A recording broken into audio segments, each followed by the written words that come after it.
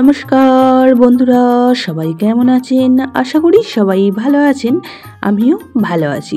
আজকে আবারও একটি রেসিপি নিয়ে আপনাদের সামনে হাজির হয়ে গেলাম। আজকে বানাবো সর্ষে পোস্ত দিয়ে বাটা মাছের ঝাল।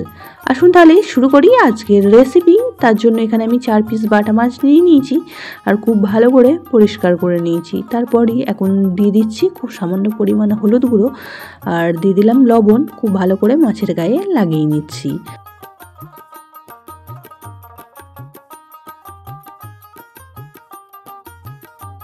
এই রেসিপির জন্য একটি মশলা রেডি করে নেব। তার জন্য একটা মিক্সিং জার নিয়ে নিয়েছি। এখন এখানে দিয়ে দিচ্ছি কালো সর্ষে।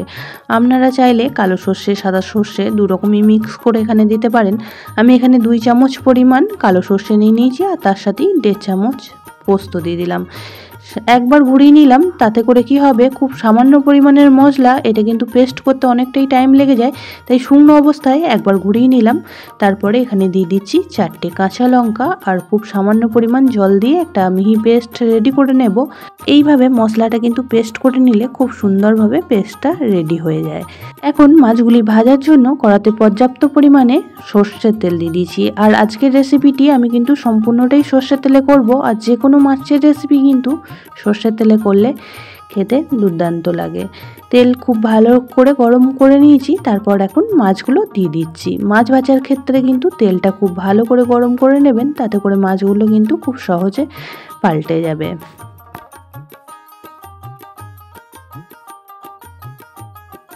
মাছগুলি গ্যাসের ফ্লেমটা মিডিয়ামে রেখে এক পিঠ লাল করে ভেজে নিলাম। আর এখন সমস্ত মাছগুলি উল্টে দিয়ে অপর পিঠটাও কিন্তু একই রকমভাবে ভেজে নেব। আমি কিন্তু মাছগুলি একটু কড়া করেই ভেজে নিচ্ছি। আপনারা চাইলে কিন্তু হালকা ভেজেও তুলে নিতে পারেন।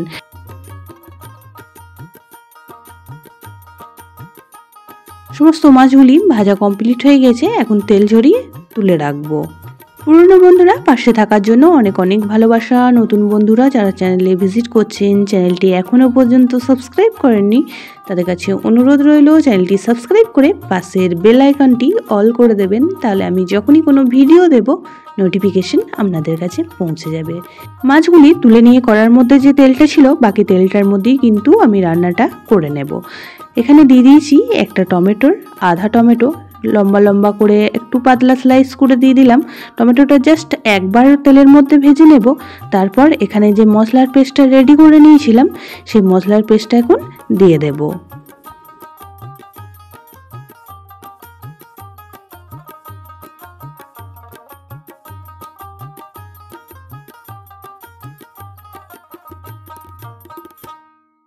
সমস্ত সর্ষে আর পোস্তর পেস্ট এখন দিয়ে দিলাম। মিক্সিং জারটা ধুয়ে কিছুটা পরিমাণ এখন জলও অ্যাড করে দেব।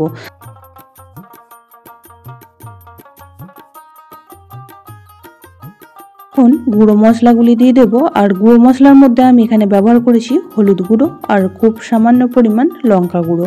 যেহেতু সর্ষে পোস্ত পেস্ট করার সময়তেই আমি কাঁচা লঙ্কা দিয়ে পেস্ট করেছিলাম, তার জন্য এখানে লঙ্কা গুঁড়োর পরিমাণটা খুব সামান্য অ্যাড করে দিলাম। আর তার সাথে এখন দিয়ে দেব স্বাদ অনুযায়ী লবণ।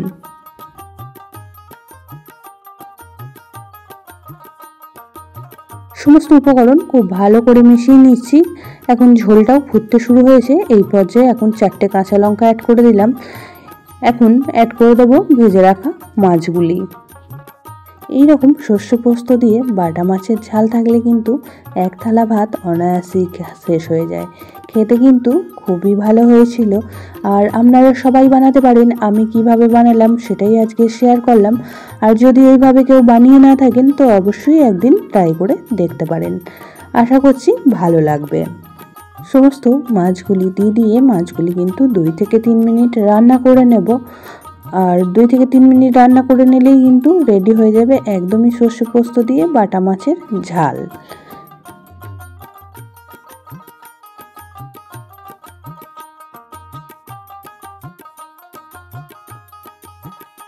দুই থেকে 3 মিনিট পর ফিরে আসলাম। এখন উপর থেকে দিয়ে দেব 2 চামচ পরিমাণ সর্ষের তেল।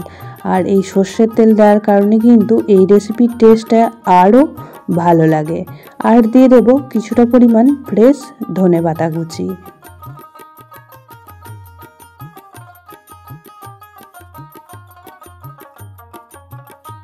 সর্ষের তেল আর ধনেপাতা দেওয়ার কারণে কিন্তু এই রেসিপির টেস্টটা আরও বেশি ভালো লাগে।